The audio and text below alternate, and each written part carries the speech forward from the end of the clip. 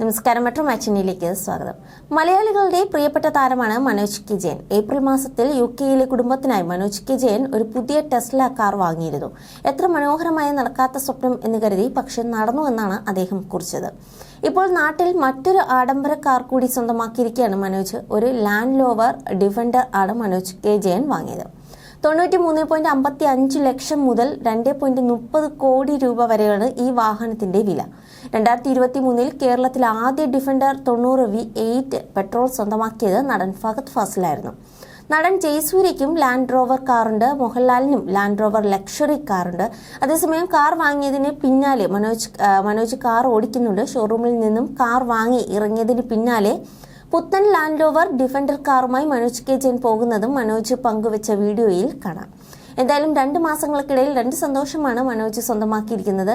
Manoj K ജയന്റെ മകൾ കുഞ്ഞാറ്റിയാണ് ഈ സന്തോഷം പങ്കിട്ടത്. മനോജ് കെ ജയനും കാർ വാങ്ങിക്കാൻ പോകുന്നതിന്റെ വീഡിയോ പങ്കുവച്ചിരുന്നു. ഇടയ്ക്ക് ലണ്ടനിലും ഇടയ്ക്ക് നാട്ടിലും അദ്ദേഹം എത്തും. മനോജ് കെ ജയന്റെ അച്ഛനും സംഗീതജ്ഞനുമായ കെ ജയൻ അടുത്തിടെയാണ് അന്തരിച്ചത്.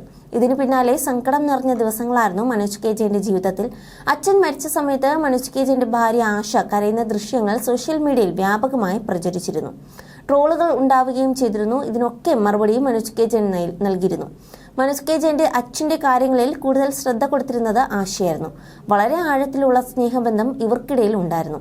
ഇപ്പോൾ സങ്കടകാലമൊക്കെ കഴിഞ്ഞ് ഇവരുടെ ജീവിതത്തിലേക്ക് സന്തോഷകാലം വന്നിരിക്കുകയാണ്. You're watching me and you're watching me on metromatney.com. on metromatney.com. Metromatney.com. metromatney.com. Subscribe for more videos.